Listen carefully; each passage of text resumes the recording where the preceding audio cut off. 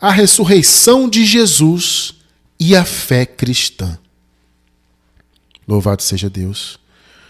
Nosso versículo inicial se encontra no livro histórico de Marcos, capítulo 16, versículo 6. Vamos ler.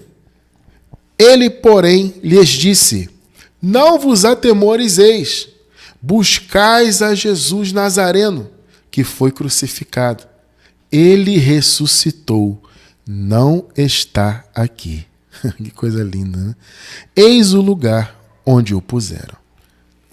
Preciosa igreja do Senhor, povo abençoado, santos amados, mais que vencedores, igreja sem ruga, sem mácula, abençoados com toda a sorte de bênçãos, povo de propriedade exclusiva de Deus, abençoados. Meus amados,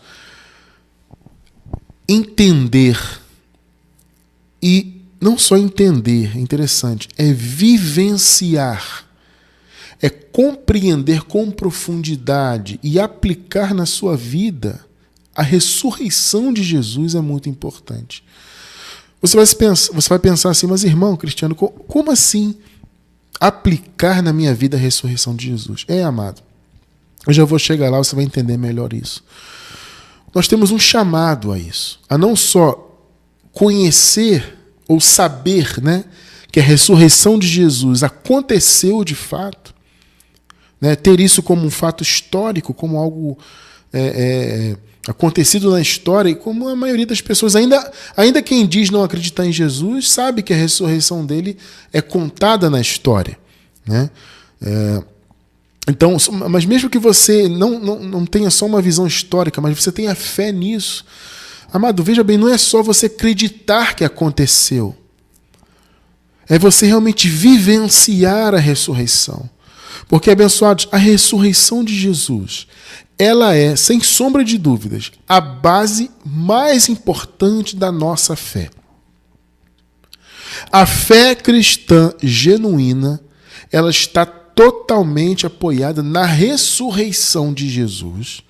Ou seja, o fato de Jesus ter ressuscitado é a base, a mais importante base, né? Existem algumas bases da fé, né? Alguns fundamentos. O mais importante, até eu diria, é a ressurreição. É a pilastra, é a base, nos mantém firmes, né, em nossa crença. É você não só acreditar que Jesus ressuscitou, mas você viver essa ressurreição de fato, né, você conhecer Jesus como ressuscitado. A esmagadora maioria dos que se dizem da fé, né, aqueles que se dizem filhos de Deus, eu sou filho, eu sou isso, aquilo, a maioria não vivencia a ressurreição. Eles creem na ressurreição, que ela aconteceu, eles creem nela historicamente, creem que Jesus ressuscitou, eles até celebram, né? Tem aí um dia religioso que é a Páscoa, né?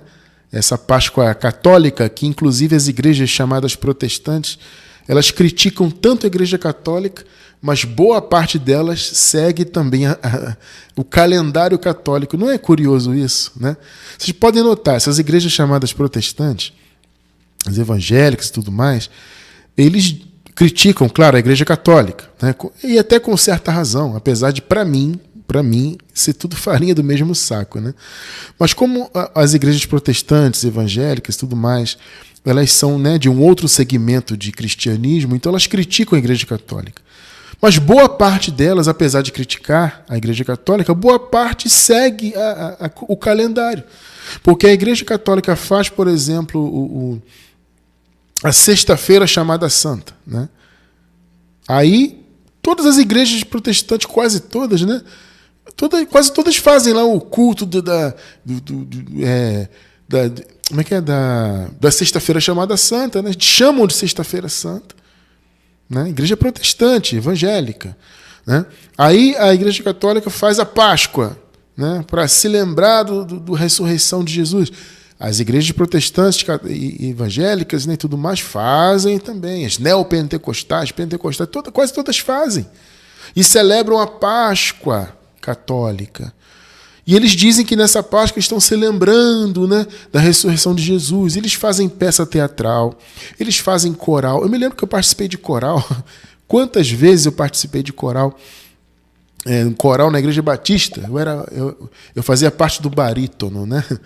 Então eu era um dos barítonos ali do coral da igreja. Era até muito bonito assim, o coral cantava muito bem, né? Tinha um maestro muito bom lá que coordenava, né? As vozes, era muito bonito. Só que é tudo assim religioso, né? E nós seguíamos ali aquele calendário católico, né? Então quando tinha lá tal Páscoa, que é essa Páscoa aí dos chocolates, né? Do coelhinho, fazia-se essas cantatas, né, de Páscoa, e cantava a ressurreição e tudo mais. Eu, como eu disse, participei muitas vezes de coral. Então faz coral, faz peça teatral. E eles têm todo aquele esforço de fazer uma peça e todo aqueles... Eu me lembro que uma vez na Igreja Batista fizeram uma peça e foi toda uma coisa quase cinematográfica, né, para fazer os efeitos especiais e fazer o rapaz lá que fazia Jesus flutuar, né, para dizer que ele ressuscitou e estava voltando, indo para o paraíso, né? Olha, foi toda uma parafernália cinematográfica, foi um negócio tremendo. Eles fazem tudo isso, mas eles não vivem de fato a ressurreição de Jesus.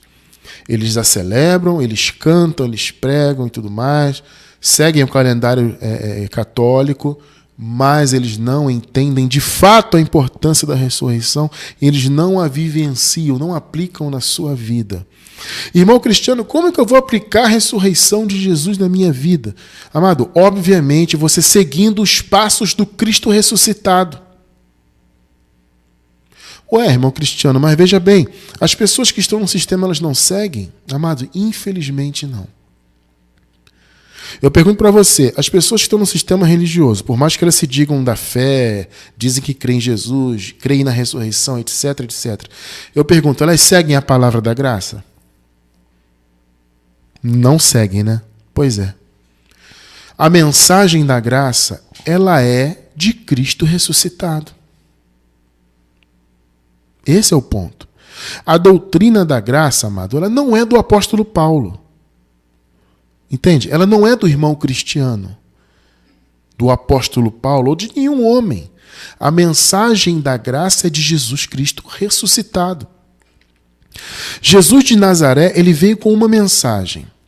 A mensagem do reino, a mensagem do Messias, né? Porque os hebreus, os judeus, os israelitas, eles esperavam o Messias. E Jesus foi esse Messias. Ele se manifestou como judeu para ser o Messias esperado. E ele veio com essa mensagem do reino, essa mensagem que ele transmitiu para os outros apóstolos, os discípulos dele, né, que viriam a ser os apóstolos, ele transmitiu a mensagem do reino para eles. Vocês estão entendendo o ponto? A mensagem do reino. Então, aquilo que eu digo, Jesus de Nazaré, nós conseguimos identificar alguns pontos da graça na mensagem dele. Nós conseguimos identificar porque, graças ao nosso bom Deus, nós temos os olhos iluminados pela graça. Então, quando você entra, mesmo nos livros históricos, né, que contam a história de Jesus de Nazaré e tudo mais, mesmo Jesus não pregando a graça, você identifica elementos, filigranas da graça que viria no futuro.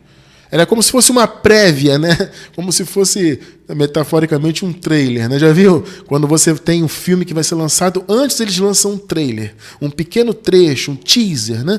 Aí lançam um pequeno trecho do filme para divulgar o filme. Metaforicamente, vamos dizer que é mais ou menos isso. Jesus, ele trouxe ali um pequeno teaser da graça, pequenos teasers da graça, né?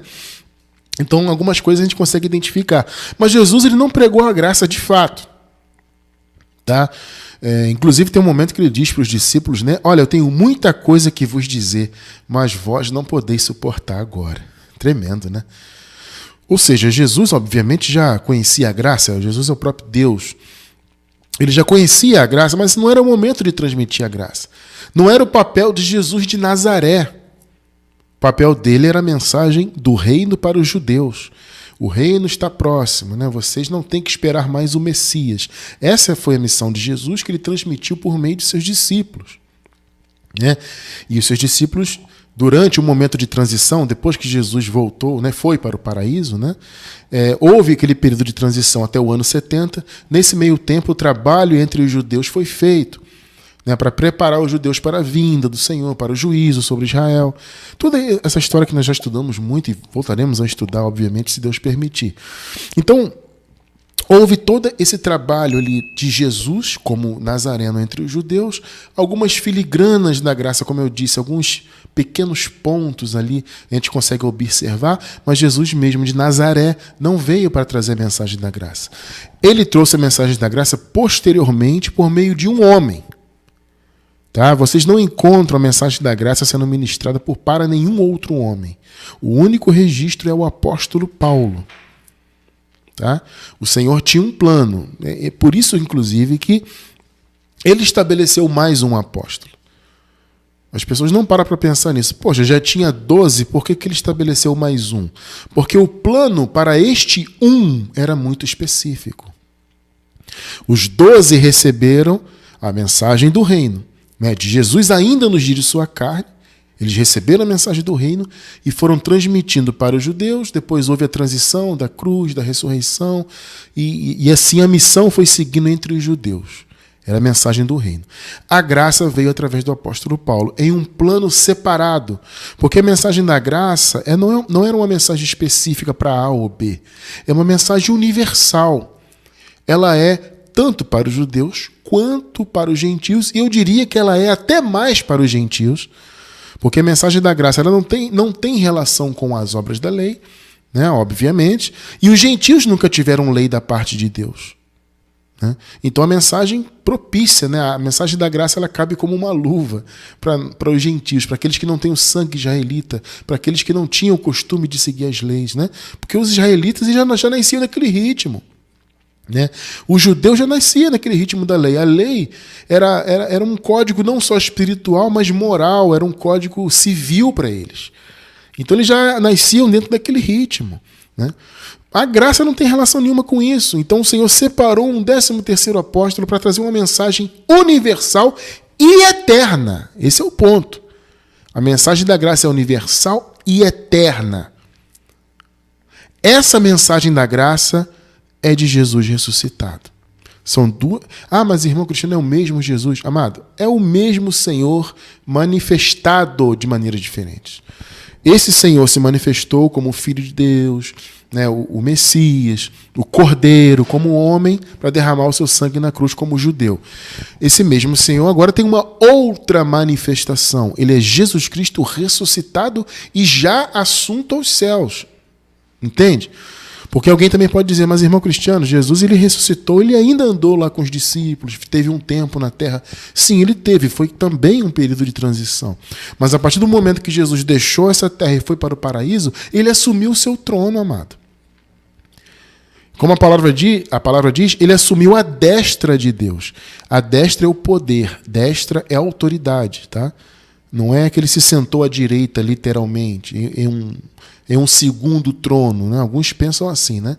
Que o Pai está num trono e Jesus sentou à direita. A direita não é a direita, literalmente, é autoridade. Então Jesus assumiu a sua autoridade. Entende? Então a manifestação é outra, é Jesus Cristo ressuscitado. Aquele Jesus que se manifestou ao apóstolo Paulo e revelou a graça para ele. É importante você entender isso para você aplicar a mensagem da graça, que é aplicar a mensagem de Jesus ressuscitado, ou seja, a ideia da ressurreição de fato aplicada na sua vida, não só a crença que ela existiu, mas você vivenciar essa ressurreição e a mensagem dela. Isso é maravilhoso, amado, entenda isso. Por isso que eu digo, amado, a fé em graça é a genuína. É a fé da nova aliança. Nós temos um estudo, inclusive, eu vou pedir minha amada para anotar ali para mim. Eu vou colocar esse estudo embaixo do vídeo no YouTube para quem está na gravação, tá, amada? Ao vivo não tem aí, mas para quem está na gravação, você que está assistindo a partir de terça-feira em diante, que vem, né? Você vai ter embaixo do vídeo o link desse estudo, a fé da nova aliança. Muito interessante, porque essa é a fé verdadeira. A fé do novo pacto, a fé que vem da mensagem de Jesus Cristo ressuscitado. É a verdadeira fé cristã. Não é a dita fé cristã baseada em Jesus histórico. A maioria está baseada em Jesus histórico. É Jesus de Nazaré. Só se fala em Jesus de Nazaré. Eles não entendem as manifestações. Sabe, eles pensam que quem está no paraíso agora é a mesma manifestação de Jesus de Nazaré na terra. Veja, é o mesmo Jesus, mas é outra manifestação. Manifestação, essa palavra é importante. Se você não entender isso, você vai achar que Jesus ainda é o judeu, ainda é o cordeiro, ainda... Não é. A manifestação é outra, é o mesmo Senhor, mas em uma outra manifestação, porque ele ressuscitou. E não só ressuscitou, como ele foi para o paraíso, assumiu o trono da glória. Então, amada, a verdadeira fé cristã, ela está totalmente baseada na ressurreição e não só, repito, não só entender e acreditar na ressurreição como acontecida historicamente, mas você vivenciar a mensagem de Jesus Cristo ressuscitado. Isso sim é importante. Então, amado, a importância da ressurreição é muito grande, porque, veja bem, se Jesus não tivesse ressuscitado, não teria lógica a sua morte. Pensa aí. Jesus morreu para cumprir a lei, certo? Certo, então ele cumpriu a lei, ele foi o Cordeiro de Deus. A palavra diz que sem o derramamento de sangue não haveria remissão de pecados. Né? Sem derramamento de sangue não há remissão, como diz lá em Hebreus. Então foi necessário que o sangue fosse derramado, que Jesus viesse como Cordeiro, aquela coisa toda. Né? Só que se ele não ressuscitasse, a morte não teria efeito nenhum, amado. Então a ressurreição é muito importante para a fé cristã, porque ela dá sentido para a morte. Porque a morte de Jesus foi uma vitória contra a lei, foi uma vitória contra o pecado, porque uma vez que ele cumpriu toda a lei, ele a tornou obsoleta, né? Ele cumpriu a lei e ele a aboliu com sua morte. Então ele cumpriu, derramou seu sangue, tudo o que a lei exigia foi cumprido em Jesus. Mas era necessário que ele ressuscitasse para que a morte fosse vencida. Então, na morte dele, ele venceu a lei, consequentemente venceu e aniquilou o pecado. Né? O velho homem morreu com ele, então ele cumpriu uma parte importante da obra ali. Mas se ele não tivesse ressuscitado, nada disso teria valor. Então a ressurreição de Jesus é que trouxe valor para o que ele fez em sua morte. Ele morreu e depois ele ressuscitou para vencer a morte. E isso é tremendo. Isso é maravilhoso. E é por isso que o apóstolo Paulo lhe pergunta, né, de maneira triunfal, isso aqui, ó, 1 Coríntios, capítulo 15, verso 55. Vejam só que coisa linda. Onde está, ó morte, a tua vitória? Onde está, ó morte, o teu aguilhão? Por que Paulo perguntou isso aqui? Porque a morte já havia sido vencida por Jesus. Percebem isso? A morte já tinha sido vencida. Mas você vai dizer assim, mas irmão Cristiano, pelo que eu estudei com o irmão lá na escatologia consumada, as pessoas que morriam ainda nessa época aqui de Paulo, elas ficavam presas na morte. Sim, ficavam presas, as suas almas ficavam presas à morte. Por quê? Porque eles estavam num período de transição. Mas o Paulo já falou isso porque Jesus já havia vencido a morte. E Paulo sabia que era só uma questão de tempo para que a morte fosse totalmente destruída para os homens. Então Paulo disse, olha, cadê a sua vitória, morte? O Senhor já venceu. Cadê a sua prisão, seu aguilhão? Não tem mais também. Era só uma questão de tempo. Hoje em dia não, amados. Nós já vivemos depois do ano 70. É bom você entender isso. Nós já vivemos, obviamente, muitos séculos depois da vinda do Senhor. Então, hoje não há mais morte. Não existe mais aprisionamento na morte. Tá? E quando se fala em morte, é bom você entender, não é morte simplesmente a morte biológica do corpo. O desligamento, entre aspas, desse corpo atual. Não é isso. A morte era algo muito mais profundo. A morte, antes da vinda do Senhor, a morte era a não existência. A alma deixava de existir, era aniquilada, assim como o corpo. Vocês entendem? Então o homem ficava preso na morte. Com a vinda de Jesus e a ressurreição, esse aprisionamento na morte acabou. Então hoje em dia, ainda que haja uma morte biológica desse corpo atual, a morte de fato não existe. Porque você morre, você que é filho de Deus, você morre nesse corpo biológico, mas você recebe um corpo glorificado imediatamente. Não existe um intervalo em que você vai ficar morto para depois receber um corpo. Não, não existe. Esse intervalo era até antes do ano 70. Aí havia um intervalo, né? Então a pessoa morria, ela cumpria aquele intervalo até que a ressurreição acontecesse. Então eles necessariamente, o povo daquela época necessariamente viveu essa transição. Nós não vivemos transição alguma. Não há mais morte, não há mais aprisionamento, não há mais Sheol, né? A sepultura, né? No sentido não físico do buraco, né? Onde a pessoa é sepultada. É sepultura no sentido do aprisionamento na morte. Esse aprisionamento não existe mais. Por quê? Porque o Senhor venceu a morte. Então, mesmo aqueles irmãos que viveram a transição, que ainda experimentaram a não existência, esses irmãos ressuscitaram na vinda do Senhor. Então, a morte foi definitivamente vencida. Definitivamente. Entenda, amado, você não morre. Eu não morro. Nós somos filhos de Deus. Não morremos. Recebe essa palavra? Eu recebo essa palavra em nome do Senhor Jesus. Então, abençoados, o Senhor Jesus morreu, venceu a morte, ressuscitou, né? Nos atribuiu essa vida para a glória dele. E hoje nós que estamos em graça pertencemos à sua manifestação de ressuscitado. Isso, como eu falei no início, é aplicar a ressurreição na sua vida. Porque, mais uma vez, não adianta você acreditar que a ressurreição aconteceu apenas. Ela aconteceu, glória a Deus. Mas você continua seguindo Jesus como Nazareno. É o que a maioria das igrejas do sistema faz aí. A maioria faz isso aí.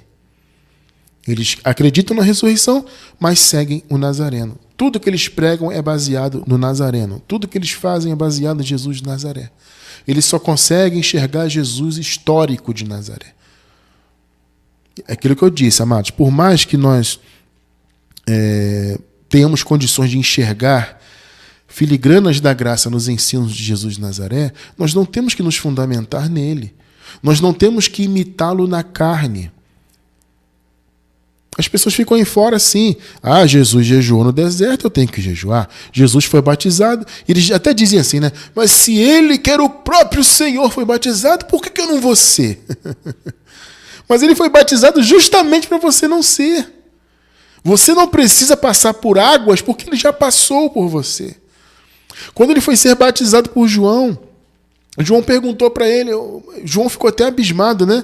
Mas na verdade, Senhor, eu que tenho que ser batizado por ti. Aí Jesus disse o que para João? João, deixa por agora, porque assim nos convém cumprir toda a justiça.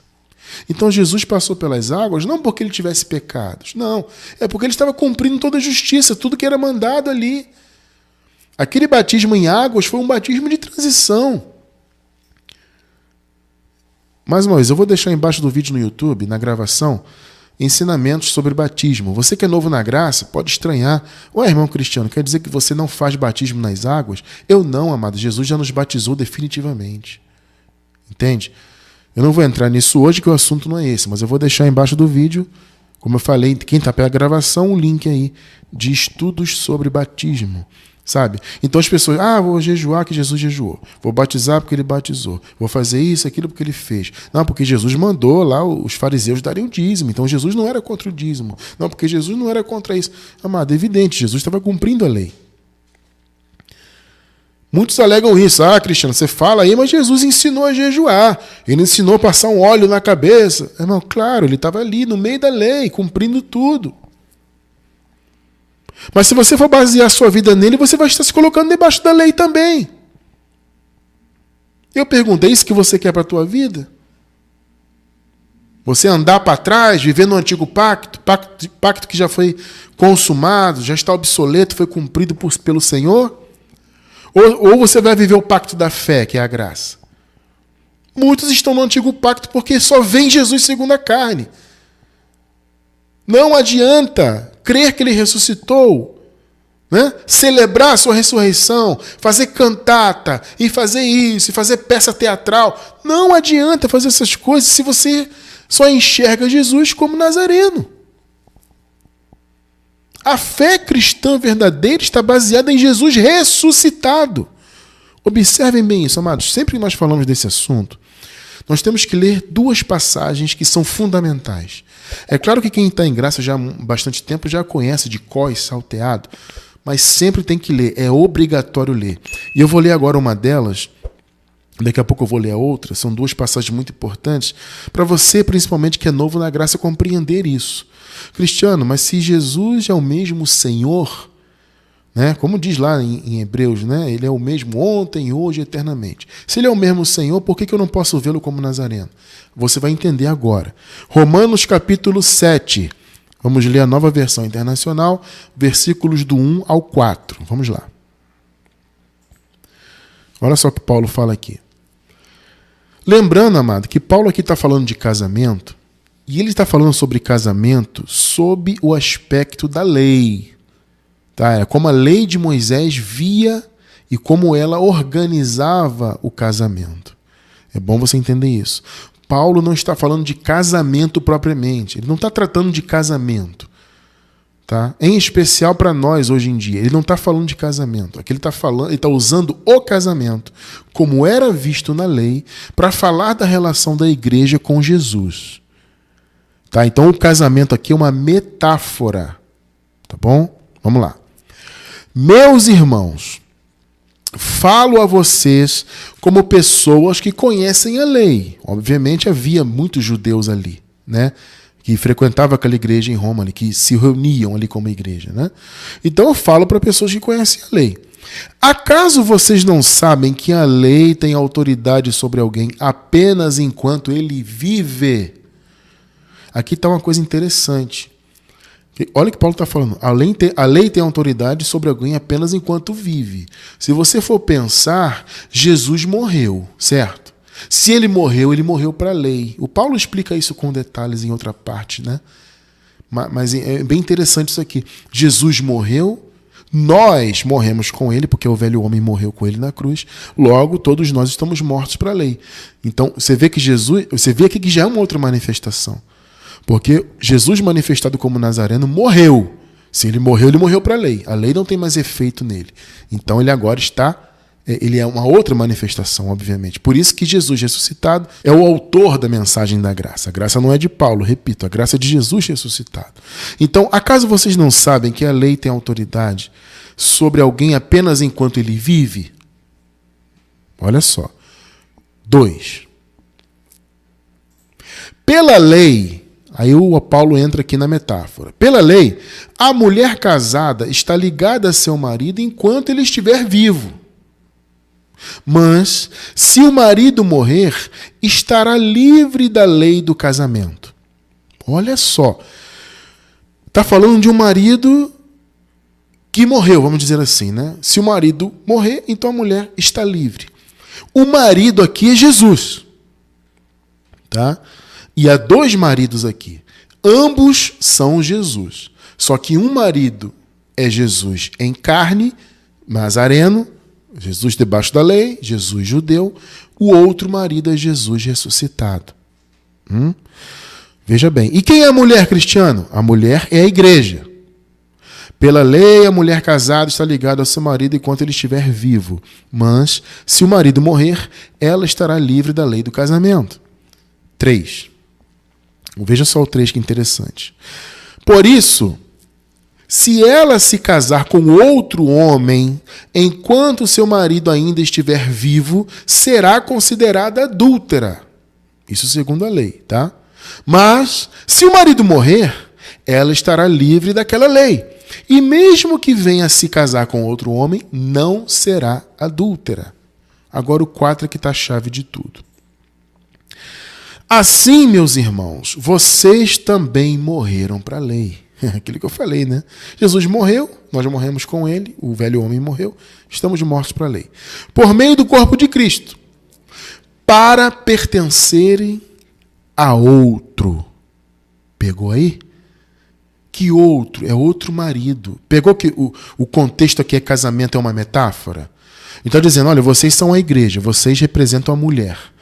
Enquanto o marido está vivo, se você se casar com outro, você será adúltera, segundo a lei. Pegou, né? Mas se o marido morrer, você está livre. Eu pergunto, quem é o marido que morreu? Jesus de Nazaré. Então, quem é o outro marido? É a outra manifestação, é Jesus ressuscitado. Pegou, né? Então, uma vez que vocês morreram para a lei por meio do corpo de Cristo, para pertencerem a outro. Quem é esse outro? Aquele que ressuscitou dos mortos, a fim de que venhamos dar frutos para Deus. Você só dá frutos para Deus, de verdade, se você pertence ao outro. Você acabou de ler comigo. Irmão Cristiano, como que eu pertenço ao outro? Só estando debaixo da palavra da graça. Porque a palavra da graça é a palavra do outro marido. A palavra da graça é a palavra de Jesus Cristo ressuscitado que ele revelou a Paulo. Paulo foi só um instrumento, porque a mensagem de Paulo não é de Paulo, é de Jesus ressuscitado. Então, o nosso chamado como mulher, entre aspas, ou seja, como igreja, é pertencer ao outro marido. Porque não só o marido morreu, como nós morremos com ele. Então, nós temos que pertencer espiritualmente ao outro marido. E é justamente o que a chamada igreja aí fora não faz. A igreja, mais uma vez eu vou falar, amado, para ficar bem fixado aí. As igrejas cantam a ressurreição, pregam a ressurreição, dizem que ela aconteceu, o que é bom, porque aconteceu de fato, mas elas continuam presas ao marido morto. É aquela coisa, aquela brincadeira que a gente sempre faz, né? A mulher se casa com um marido novo, o marido está todo alegre, mas sempre que ele chega em casa, a mulher está com a foto do marido que morreu chorando. Ai, meu marido, que saudade que eu tenho. Que coisa terrível, né, amado? Pensa bem isso aí. Já pensou, você é casado lá, chega em casa, né, a sua esposa era viúva, aí você se casou com ela, você chega em casa do trabalho, ou qualquer coisa assim, pega a sua esposa com a foto do marido antigo chorando. Pensa aí. É mais ou menos isso que a igreja está. O marido está vivo, é Jesus ressuscitado, mas a igreja está presa no antigo, chorando na foto. Ai, que saudade do meu marido que morreu. A igreja está presa como esposa do marido ao marido antigo. A igreja não pode estar presa ao marido antigo. Porque se a igreja estiver presa ao marido antigo, a fé dela não é genuína. Porque a base da nossa fé é Jesus ressuscitado. É a ressurreição dele e segui-lo como ressuscitado. Essa é a base da nossa fé. É o que nós defendemos em graça aqui há tantos anos, para as pessoas acordarem. Irmão, você tem que pertencer a Jesus ressuscitado. Tudo bem, Jesus de Nazaré foi maravilhoso, tem uma história maravilhosa, nós respeitamos, obviamente.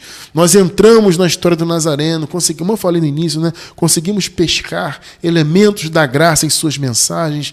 Enfim, é maravilhoso. Mas você não pode mais conhecê-lo como judeu, você tem que conhecê-lo como ressuscitado. Não é mais como segundo a carne. E aí vem a segunda passagem que eu falei, né? Sempre que falamos desse assunto, temos que ler essas duas passagens. Romanos 7, né? Do 1 ao 4. E agora a segunda passagem, 2 de Coríntios, capítulo 5. Vamos ler do 14 ao 16. Observem bem. 2 Coríntios 14. Porque o amor de Cristo nos constrange, julgando nós assim, que se um morreu por todos, logo todos morreram. Observe só, é aquilo que nós vimos lá em cima. O Senhor morreu, nós morremos com ele. Então, se um morreu por todos, logo todos morreram. Todos nós morremos para a lei. Todos nós morremos para o antigo aion, para o antigo pacto. Tá? Versículo 15. E ele morreu por todos, para que os que vivem não vivam mais para si. Olha aí, ó. Mas para aquele que por eles morreu e ressuscitou. Ele morreu para que nós vivêssemos para ele, amado.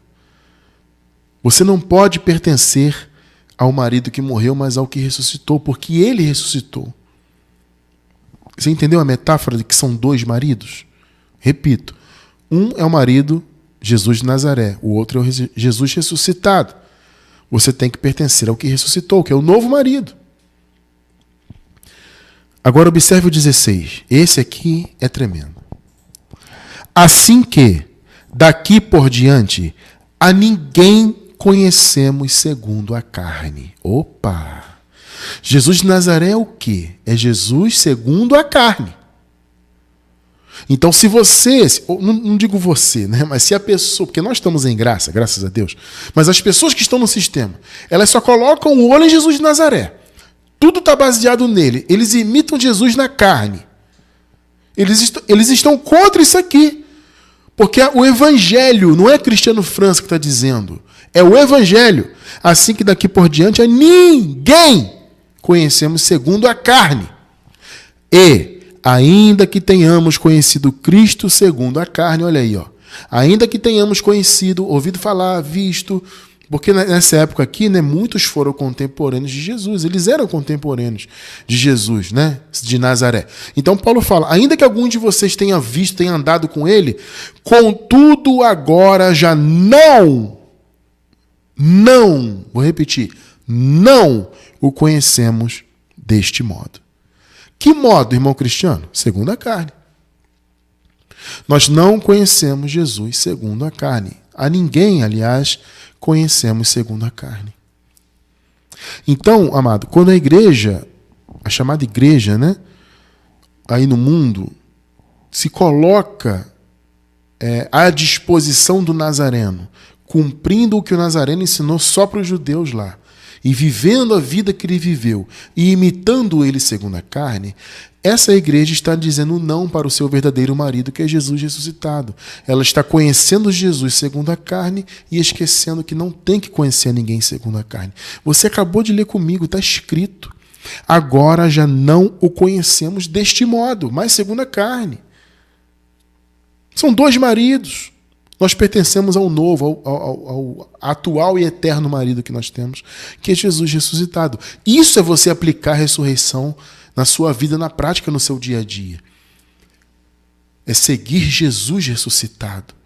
É entender que ele ressuscitou, é celebrar a sua ressurreição e é viver a sua ressurreição. Isso só acontece para quem está debaixo da palavra da graça.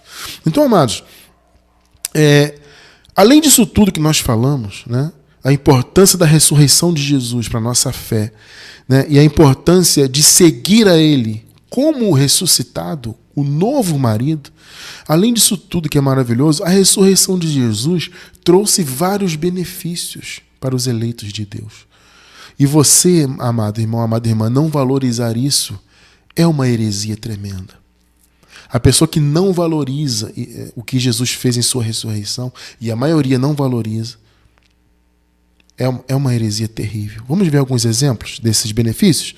Primeiro exemplo, a ressurreição de Jesus trouxe libertação definitiva dos pecados. Definitiva. Porque, veja bem, Jesus morreu, né? Aniquilou o pecado com a sua morte, aniquilou a lei, mas é aquilo que eu falei no início. Se ele não tivesse ressuscitado, não teria valor nenhum a sua morte. Então ele ressuscitou para confirmar a sua obra e nos libertar de fato dos pecados. Né? Nós que nascemos depois da sua vinda, já nascemos com tudo consumado, já nascemos, amado, livres do pecado. Você não nasceu debaixo da condenação. Você nasceu livre de condenação. E aqueles irmãos que viveram aquele período de transição, eles foram libertos do pecado definitivamente. 1 Coríntios 15, 17. Vejam só. E se Cristo não ressuscitou, é vã a vossa fé. Olha aí, tá vendo aí?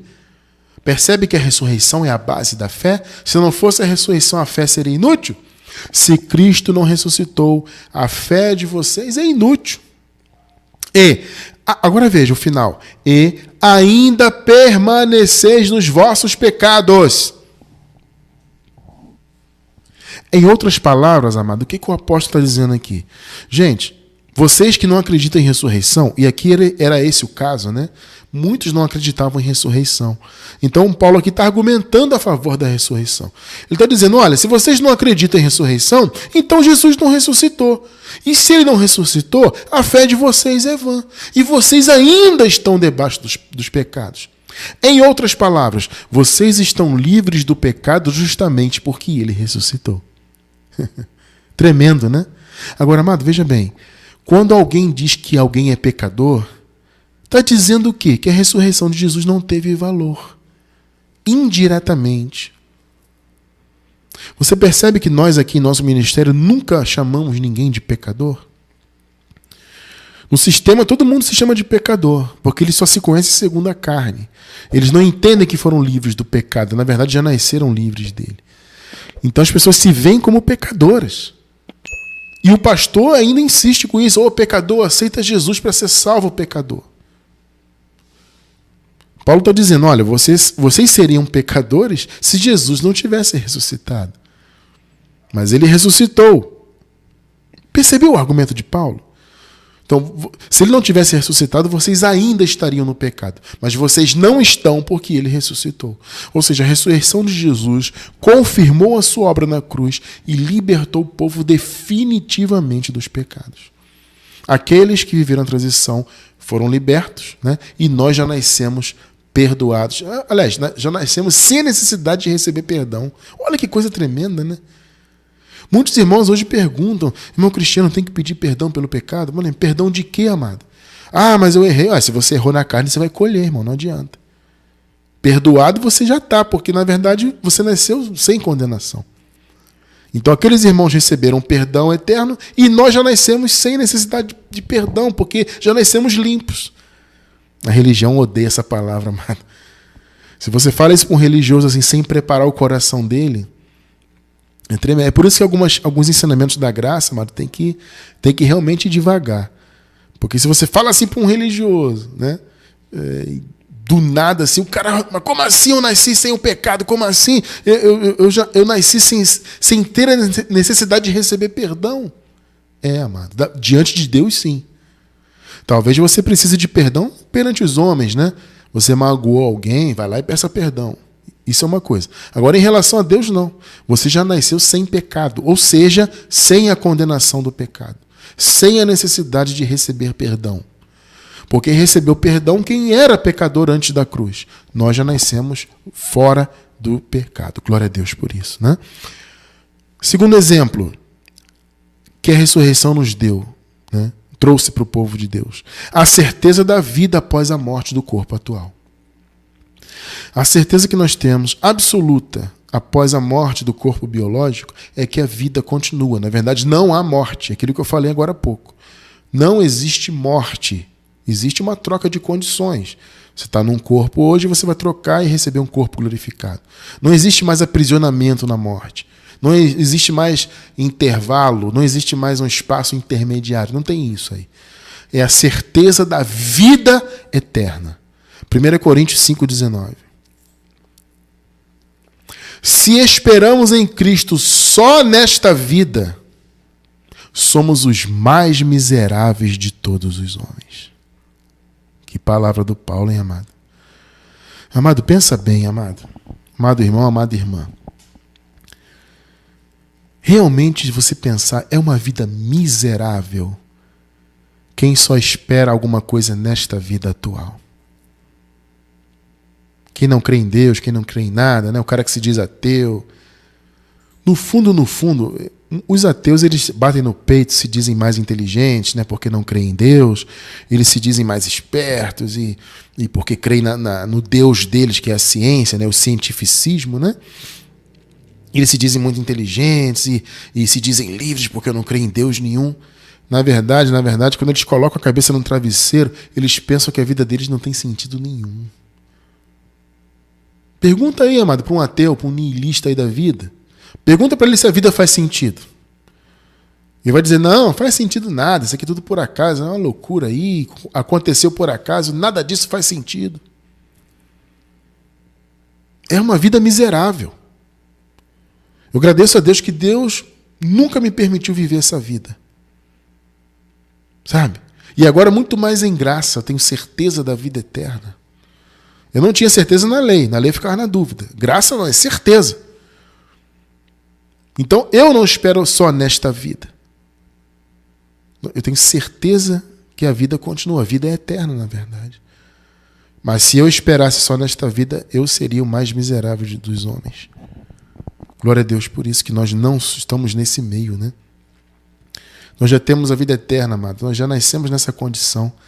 Veja o que Jesus falou, que ainda no dia de sua carne, Isso aqui é uma filigrana, né? É um teaser da graça, como eu falei, que nós encontramos nas palavras de Jesus de Nazaré. João 5,24, veja só. Em verdade vos digo que quem ouve a minha palavra e crê naquele que me enviou, tem a vida eterna. E não entra em juízo, mas já passou da morte para a vida. Olha que palavra. E interessante, amado, que nessa época aqui Jesus não tinha nem morrido ainda. Mas ele falou isso aqui por quê? Ele falou por fé. Ele falou porque ele sabia o que ele iria realizar.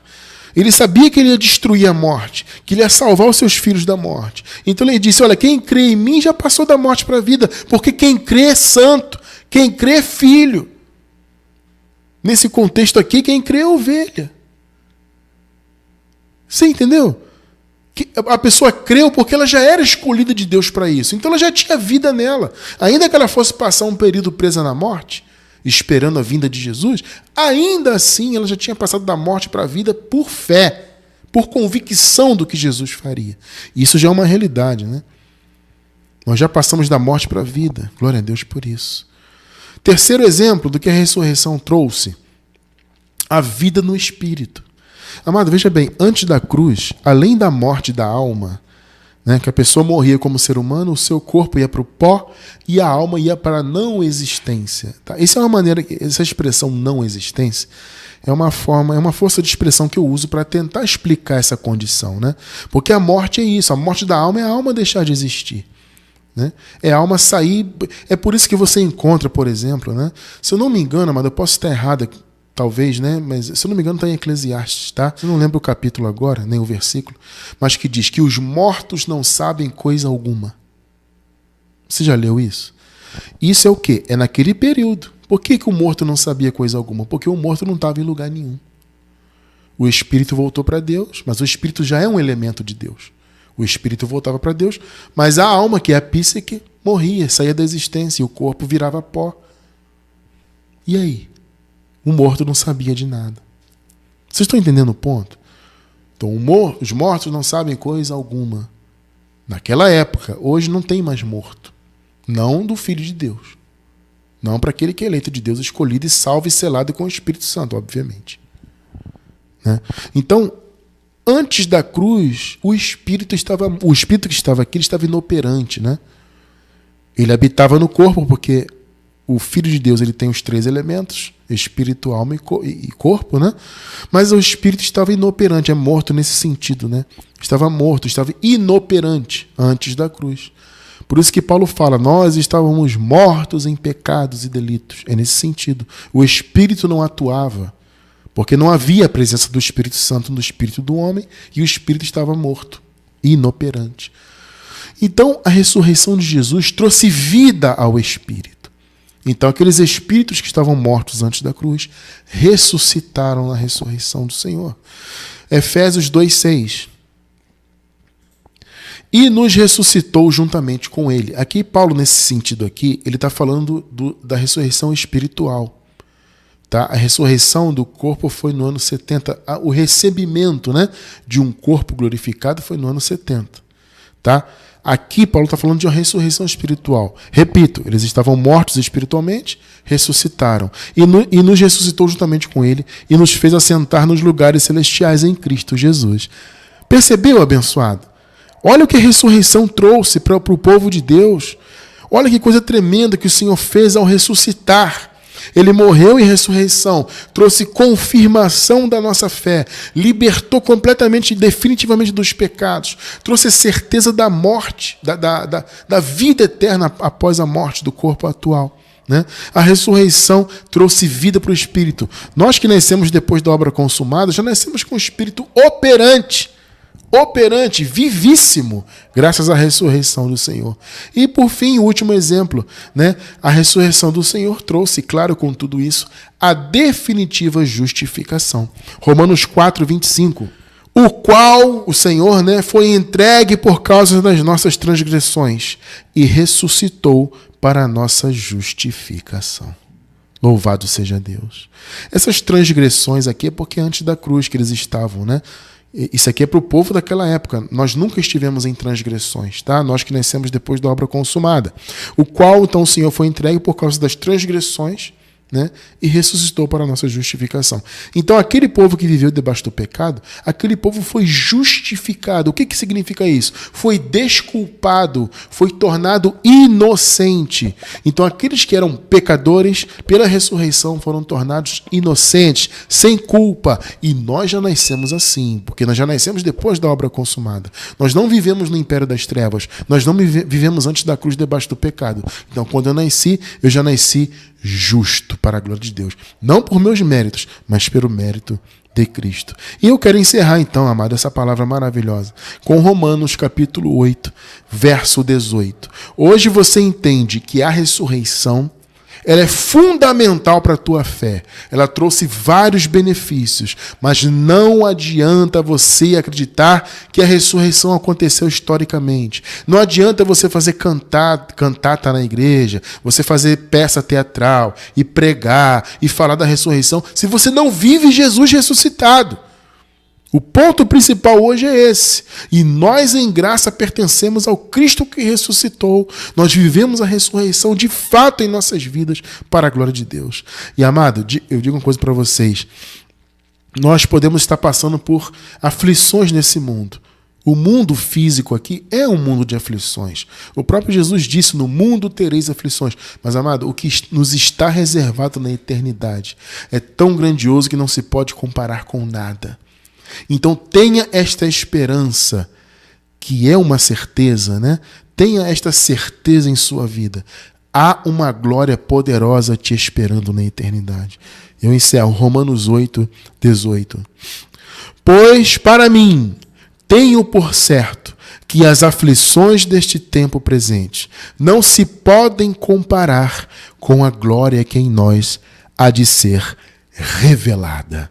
Olha que palavra de Paulo. O Paulo sabia que vivia muitas aflições, mas ele tinha certeza da glória na vida dele. Amado, tenha certeza da glória de Deus na tua vida. Você pode estar vivendo um momento hoje de angústia, mas, amado, há uma glória a ser revelada muito grande. E digo mais, você vai ser liberto dessa angústia. Só que virão outras, porque o mundo é assim. Eu não vou aqui, tapar o sol com a peneira e pregar para você um mar de rosas. Não. O mundo é de aflições.